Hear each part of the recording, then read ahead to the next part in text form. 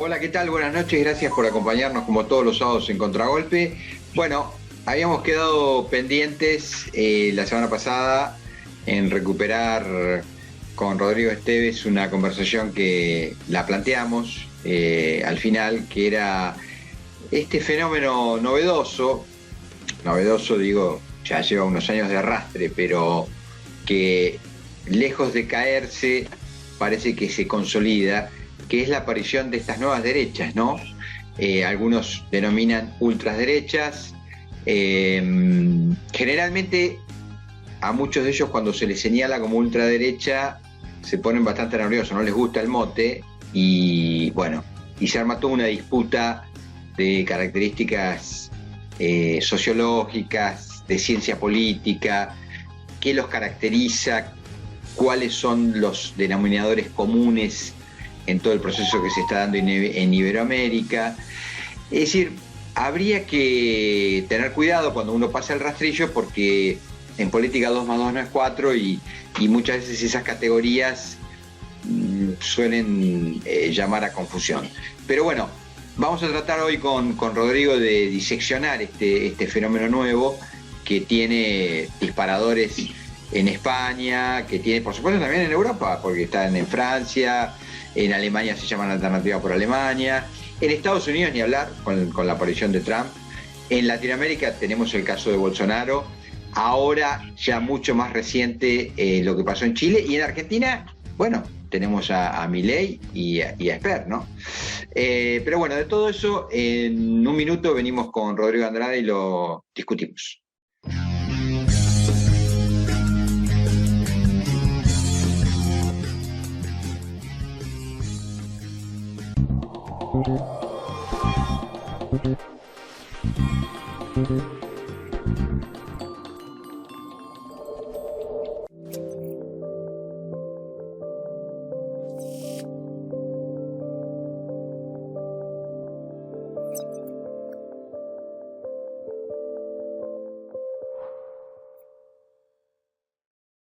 En San Juan, con grandes oasis productivos, potenciamos la agroindustria vitivinícola y olivícola.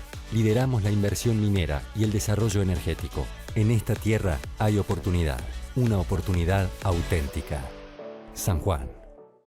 Así que ya sabes. Cualquier cosa que necesites, me avisás. ¿Tenés un vecino? Tenés tu banco cerca. Ayudarnos. Lo mejor de ser vecinos. Banco Ciudad. Te quiere ver crecer.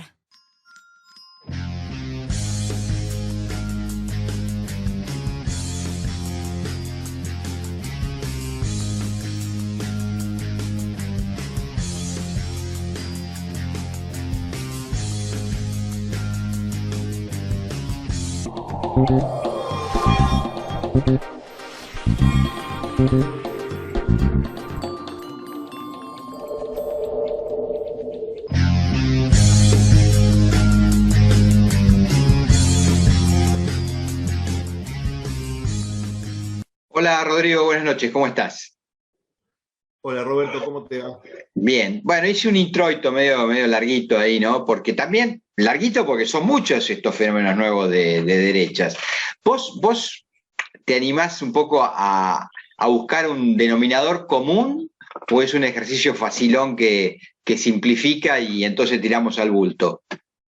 Es muy difícil no tentarse con el denominador común porque el tiempo de las redes sociales y de las nuevas tecnologías conlleva a que sean fenómenos que se han globalizado. Vos los situabas y los ibas citando geográficamente y los ibas revisitando, pero también hay que decirlo, más allá de que todos tienen sus anclajes históricos previos, han sido fenómenos que en este cuarto de hora definitivamente están cobrando un protagonismo en gran medida por la irrupción que han tenido en las redes sociales y en el uso de las nuevas tecnologías y a la vez en este tal vez regalo envenenado del capitalismo exacerbado, este capitalismo salvaje que es el no acceso a ciertos consumos. Entonces, frente a toda esta situación, estos fenómenos que vos fuiste señalando, naturalmente por ahí el francés es previo, porque Marine Le Pen tuvo un padre, que era Jean-Marie, o tal vez el fenómeno republicano hoy nos resulte sorprendente por lo que eclipsó Trump, que en su momento parecía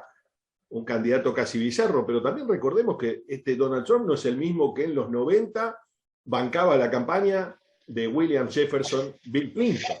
Gran aportante. Un personaje mediático que fue sumamente funcional a la campaña de un gobernador de Arkansas, un tipo, muy entre comillas lo que voy a decir, pero para la lógica estadounidense, de lo que sería el interior profundo estadounidense.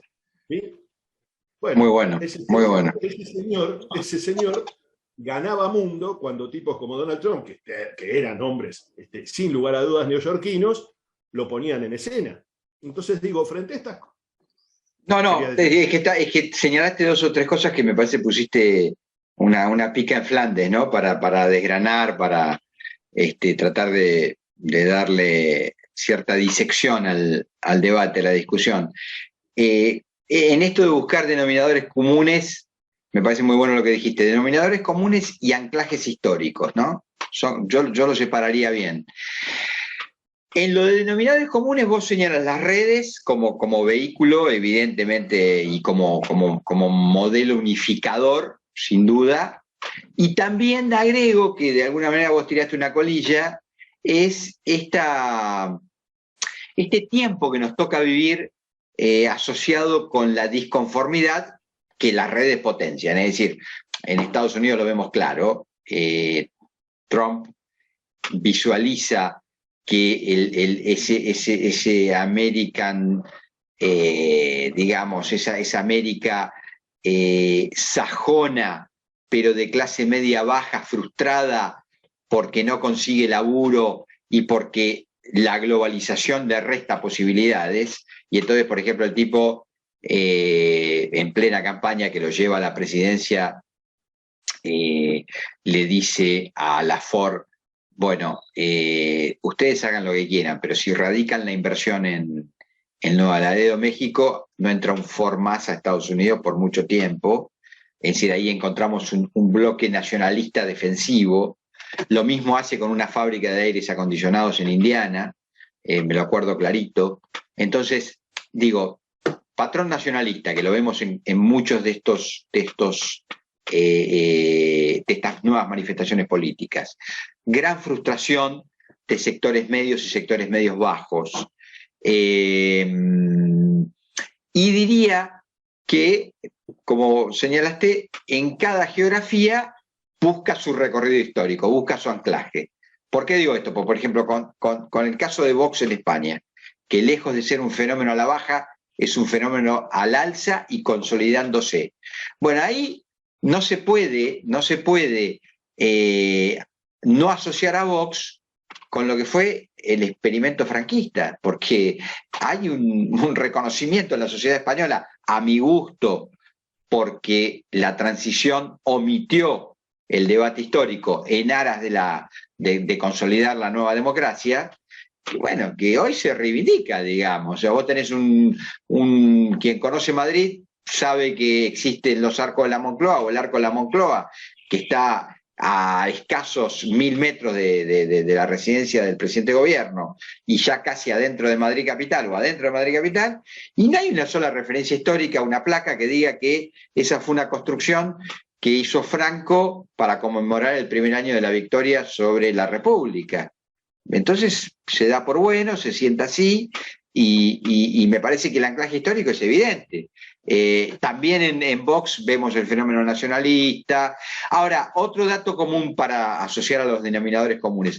Fíjate vos que todos, y ya te cedo para que valores lo que te parezca, todos también tienen como denominador común que adhieren al ultraliberalismo de mercado. Sí, el fenómeno por eso es ecléctico, responde a estos tiempos, tiene mucho de ese paladar de las redes sociales, que todo se resuelve en un clic, todo se resuelve en un golpe de suerte, digo. Sí, es decir, a temas complejos, soluciones fáciles, ¿no? Muy sencillas, muy minimizadas, sí. En situaciones que, bueno, para aquellos que están ahí al otro lado y hoy están atentos, digo, en 280 caracteres Twitter supuestamente resuelve una idea. Bueno, en gran medida estos tiempos políticos de esta derecha global, paradoja global, digo, sin temor a equívoco, a pesar de que es una gran enemiga de la globalización, pero global al fin, esta derecha se sitúa muy cómoda en ese lugar, porque en 280 caracteres todos bien sabemos que es muy difícil comunicar una idea. Pero bueno, esta derecha necesita comunicar rápidamente porque esos sectores a los que apuesta, que son estos desclasados de este capitalismo de estos tiempos, y que bien perfilabas vos por caso en Estados Unidos, el disgusto de este tipo que se cae del sistema y que claramente y rápidamente esta derecha le sitúa un culpable, le ubica un culpable. ¿Quién es el culpable? Bueno, el nazismo acusó a las minorías étnicas, ahora los culpables son los vecinos, es decir, en Estados Unidos, ¿quiénes son los culpables? Bueno, naturalmente todo Centroamérica y México que pugnan por tus lugares de trabajo. Digo, o en Francia los culpables son todos aquellos que vinieron del otro lado de la cortina, vos ya no serás más el fontanero y ahora será un polaco que vino incluso en una combi. Lo mismo pasa en España, digo, en España con la singularidad de que por ahí también tiene toda la vida que le estalla a menudo del Mediterráneo, post-tragedia, post-crisis de la primavera árabe, entre comillas, vamos a entrecomillar muchísimo la primavera, pero digo, todo este emergente que tiene el sur de Italia, el sur de España, con África, y toda esta relación, que en verdad tuvo siempre, porque también acá hay un tema sustancial que es el desconocimiento de las raíces históricas. Pensar España sin los moros es no conocer España, es decir, o pensar el sur de Portugal, o pensar el sur de Portugal, el Algarve, sin las construcciones moriscas. Digo, hay también un pronunciado desconocimiento y una, si se quiere, mitificación de una España que es una deidad, pareciera, una España idealizada, que además dista mucho de ser real. Digo, en el 1947, cuando María Eva Duarte de Perón con su hermano Juan viajaron a España, fueron a llevar trigo porque no tenían para comer, y habían pasado 8 años de franquismo ya, 8 años en el hambre total, y había terminado la Segunda Guerra, y España se había quedado fuera de todo. No tenía agenda global, no tenía agenda en el mundo. Y también Eva fue y le llevó la posibilidad de conocer a alguien que globalmente existía, que era el peronismo, Perón, Evita. Digo, le llevó un relato para construir, porque Franco no tuvo relaciones con el mundo. Entonces digo, mitifican una España que no es tal. Sí, sí. Bueno, ahí daría para que hagamos un programa especial, porque hay mucha tela para cortar y, bueno, es un fenómeno que conocemos bien y, bueno, no, pero además tiene jugo, pero sin duda, insisto, vos sabés que esto del anclaje histórico y las relaciones de esta derecha con el franquismo, de paso hacemos el homenaje, ¿no?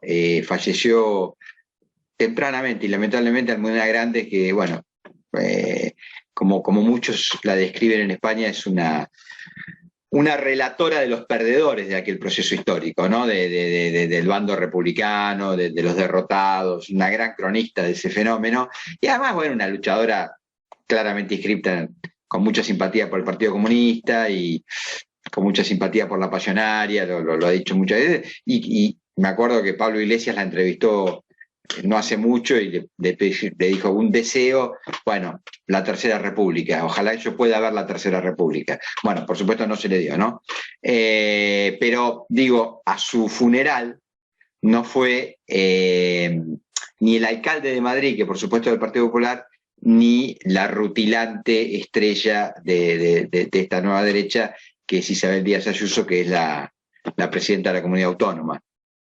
No fueron ninguno de los dos. Pues fíjate qué viejas relaciones son con el pasado y cuánto los inhibe, ¿no? En algún lugar una involución en la que asistimos. Estas derechas involucionan, es decir, lo tenemos allá y lo tenemos también de este lado del Atlántico. Digo, la involución de la derecha es muy fuerte. Hoy, lamentablemente, no hay convivencia, ha caído la convivencia. Creo que esto es gravísimo y creo que esto es un síntoma de involución.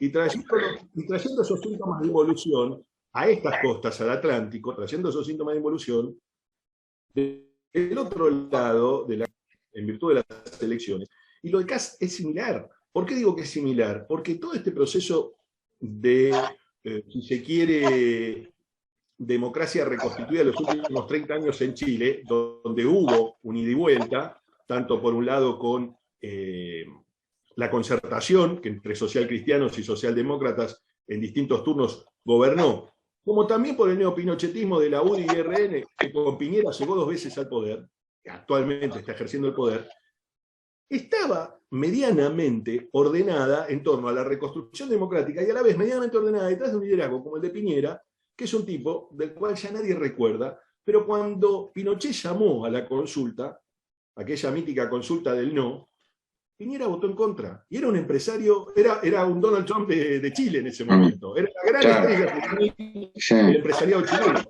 Y una de las cosas que reapareció por estos días fue que José Antonio Caz era un joven estudiante. Que paradoja de la historia, era parte de la campaña del sí. Él fue uno de los jóvenes estudiantes que salía en los turnos de la pauta publicitaria que estaban estipulados en los medios a agitar el voto para la continuidad de Pinochet por 10 años más. O sea, ya era pinochetista desde su más tierna infancia, digamos, ¿no? No es un fenómeno de adhesión novedoso, ¿no?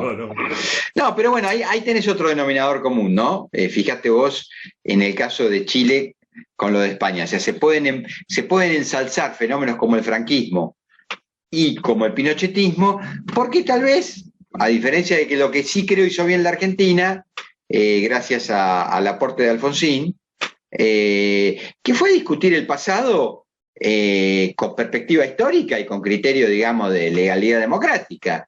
Bueno, eso no se hizo, ni en Chile ni en España, ¿no? Bueno, en fin,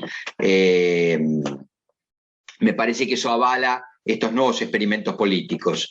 Y deteniéndonos un poquito en la Argentina, porque bueno, si bien creo que nosotros sí pudimos discutir el pasado a fondo, con sus más y con sus menos y con los matices que se puedan aportar, sí nos surge un experimento como el de Milei. En menor medida, digo, el de Esper, si vos querés, lo suma Esper, sobre todo por sus últimas declaraciones en la semana final de campaña, donde él dice que hay que meter bala y dejar a los delincuentes como un queso gruyère. Vos podés decir, bueno, lo hizo Rucauf, perdón, en la campaña gobernador, ¿no? También, meter bala a los delincuentes. No innova, pero me parece que lo pone en esa bolsa común, ¿no? De soluciones fáciles a problemas complejos. Pero en el caso de Milei, claramente anclado en esto de la gente cansada por una pandemia larga, por un largo encierro, por los fracasos económicos, aportando soluciones como hay que prender fuego el Banco Central. O estos políticos de mierda que no sirven para nada y que hay que sacárselos de encima. Es decir, una idea, y otra idea más, que ahí se la roba a un fenómeno que nace, por supuesto, de la izquierda, como es el de Podemos, que es ir contra la casta política. Es decir, los de Iglesias, cuando nacen, identifican claro que había un rechazo muy fuerte contra la política y hablan de la casta política. Y él medio lo engancha esto, muy eficazmente, por cierto, comunicacionalmente hablando, pero que, insisto, le da calado en estos fenómenos de soluciones fáciles, ¿no? Al tema de Milei. Y ahí te sumo algo, que es la reentré en la política argentina de una agenda que nosotros hace ya algún tiempo habíamos perdido, que es la agenda militar, la agenda castrense. La figura ahora, la sutileza quiere que no sea un emanado de la agenda castrense como era antaño, digo, tuvimos al general Aramburu en su momento en los 60, tuvimos al capitán ingeniero del ejército Álvaro Alzogaray en los 80, previamente en los 70 tuvimos un capitán de la Marina, de una participación activa en el golpismo antiperonista como Manrique, era Francisco Paco Manrique. Estamos hablando de... Sí, Francisco Paco Manrique, estamos hablando de tipos que en todos los casos movieron el amperímetro electoral de la Argentina, porque acá hay un tema central, que se ha minimizado enormemente la tradición histórica del voto de la derecha en la Argentina. Es decir, en los 60, acá hay que remontarse al 63, pero digo, Aramburu hizo una gran elección en la elección que gana Arturo Illia. Bueno, 2 vicepresidentes, fue en 2 fórmulas con Udelpa. Perdóname, ¿era Udelpa? ¿Udelpa era Unión del Pueblo Argentino, era? Exactamente. Udelpa usó su fórmula oficial. Esta fórmula oficial fue con un hombre que venía de un radicalismo conservador de Entre Ríos, un apellido que aún hoy está vigente, que es el apellido Echeverri. Arturo Echeverri, abuelo del hoy protagonista, que fue ministro de Agricultura. De Macri. Pero además tuvo otra fórmula, exacto. Y además tuvo otra fórmula con Horacio Tedi, que era el líder de los demoprogresistas, aquellos que venían del mundo de, principalmente, Lisandro de la Torre. Lisandro de la Torre, sí. De Santa Fe. De Santa Fe, sí. Exacto. En los 70, el gran acuerdo nacional, el espacio político que quiso armar en su momento Alejandro Agustín Lanusse, un gran estratega, insisto en esto, estamos hablando de las Fuerzas Armadas y estamos hablando de tipos en ejercicio todavía, en ejercicio efectivo, y otros de retiro efectivo. Pero digo, estamos hablando de las Fuerzas Armadas y de sus fuerzas políticas. En algún momento ellos se insertaron en la vida política para enfrentar a Juan Domingo Perón, en definitiva, otro hombre emanado del ejército. Ahora, hablábamos de Lanusse. Lanusse también lo intentó en el 73, le fue muy mal, Es más, llegaron con 3 candidatos distintos. Por un lado la Nueva Fuerza, Alzogaray, intuyendo que la cosa no iba a andar, puso a un empresario que vendía cebo en esos años para velas. Chamizo Ondar. Esa fue la fórmula. Por otro lado, el gobierno apostó a una fórmula propia, que era la de Ezequiel Martínez, que fue el candidato joven. Las fuerzas policiales. El candidato joven. Exacto. O el presidente joven. Estoy apelando a la memoria de tu niñez y tu adolescencia. Sí. Estamos tirando de archivo. Y en otro caso fue el de Francisco Paco Manrique, que tal vez fue el más exitoso de los 3 candidatos de la derecha en ese turno electoral, que capitalizó muchos votos, muchísimos votos, de los que perdió Ricardo Balbín. Y alguno dirá, ¿cómo Balbín perdió votos? Sí, Balbín perdió muchos votos porque se había dado el abrazo en Gaspar Campos. El voto gorila, que tradicionalmente no se lo perdonó. No lo toleró. No toleró que Balbín le hubiera perdonado a Perón en la cárcel. Claro. Balbín había caído encarcelado. Bueno, es una larga historia. Lo que digo es, la gente no le perdonó ese saludo. No pudo tolerar que Balbín se abrazara con Perón en Gaspar Campos y que le diera la bienvenida, como una bienvenida también de las 2 grandes mayorías nacionales de aquellos años. Exactamente. Ahora, a todo ese proceso político, el liberalismo continúa en el ejercicio de poder. En el 75 llega con Ricardo Sin al Ministerio de Economía, lo pone a Celestino Rodrigo, queda el Rodrigazo para la historia, una devalueta de esas monumentales que tiene la historia argentina. En el 76 llega con la dictadura.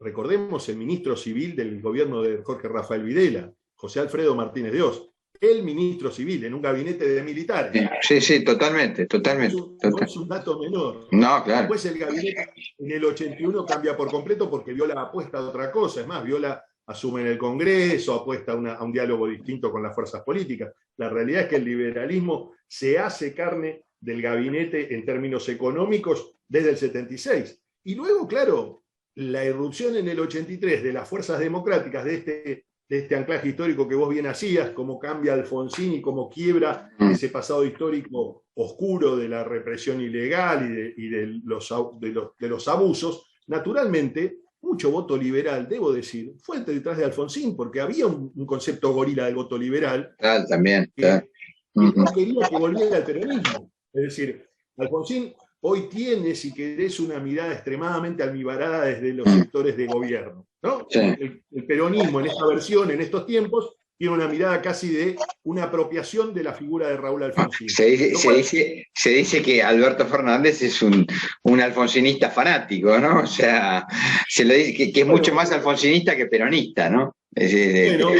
Comentamos que su primer candidato en este distrito, cuando el diario La Nación le preguntó quién era el presidente ideal en su historia, dijo Raúl con una naturalidad propia que lo ha tratado. Digo, es verdad. Lo que digo es, más allá de esa apropiación, Alfonsín también capitalizó esos votos liberales. Ahora, lo que quiero recordar es que en los 80, Alzogaray tal vez termina siendo el último de esas etapas que pasó su vida por la relación con los militares. ¿Por qué? Porque había sido capitán ingeniero, un oficial del ejército sin ningún tipo de preparación militar, debo decir, pero que había tenido una relación. De ahí en adelante, la derecha argentina se expresó en figuras como Domingo Cavallo, como Mauricio Macri, que no vienen de la vida castrense.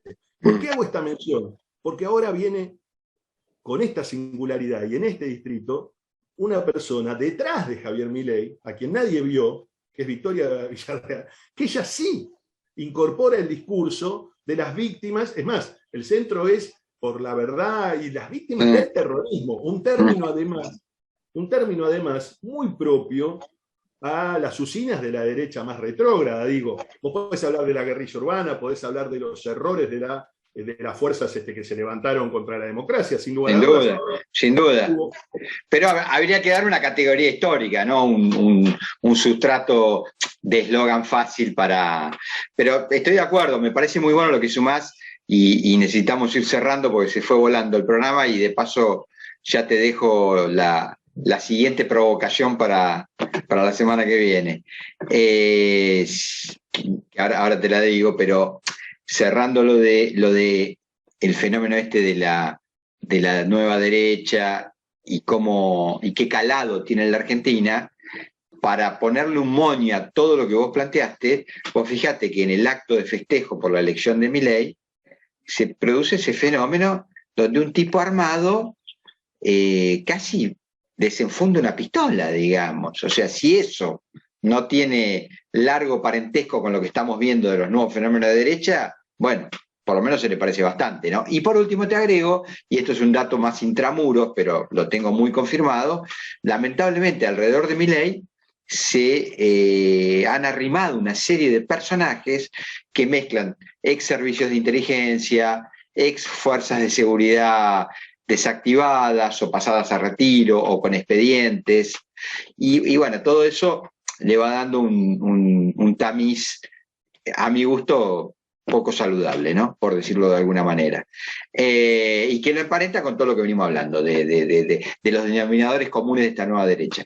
Pero bueno, te dejo, si querés, el ejercicio para que pensemos la semana que viene, que sería al revés. Si querés, nos planteamos un poco qué le pasa al progresismo hoy, qué desafíos tiene, qué está pasando en varias partes del mundo con estos experimentos, y bueno, y cuál es su hoja de ruta en un mundo que ha entrado en verdadera turbulencia, ¿no? Porque el mundo post-pandemia puede ser cualquier cosa menos un derrotero claro. Así que asumimos el desafío para discutirlo en una semana, ¿te parece? Nos vemos el próximo sábado. Un abrazo grande. Un fuerte abrazo, gracias. Chau, hasta la semana que viene.